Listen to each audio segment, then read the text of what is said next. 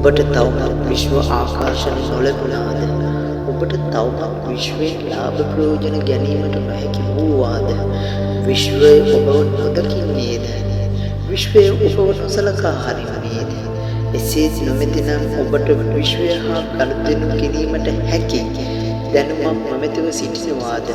එසේනම් ඔබ මුලින්ම කළ යුත්තේ ඔබ ගැන ධනාත්මක සිතුවිල්ලක් ඇති කර ගැනීමයි. ආත්ම විශ්වාසය ගොඩනගා ගැනීමයි. ආත්ම විශ්වාසයකින් කටයුතු කිරීමයි. ධනාත්මක සිතුවිලි වලින් මනස සහ සිත පෝෂණය කර ගැනීමයි. ඔබ විශ්වය පිළිබඳ අධික විශ්වාසයක් තබා ගැනීමයි.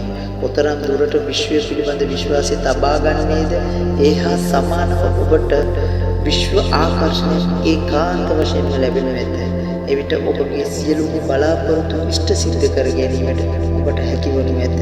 ඔබ විශ්වයේ නීති රීති වලට යටත් විය යුතුයි. ගරු කළ යුතුයි. ඔබ විශ්වයේ සම්පත් වලට ආදරය කළ යුතුයි. ආරක්ෂා කළ යුතුයි. සියලු සත්‍යයන් කෙරෙහි අනුකම්පා කළ යුතුයි.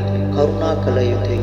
ඔබ සියලු මනුෂ්‍යයන් කෙරෙහි අවධානය යොමු කොට හැකි සෑම වේලාවකම උදව් උපකාර කළ යුතුයි. විශ්වයට ස්තුතිවන්ත විය යුතුයි. කෘතඥ විය යුතුයි. විශ්ව මාතාවට ස්තුතිවන්ත වේවා. ස්තුතිවන්ත වේවා. ස්තුතිවන්ත වේවා.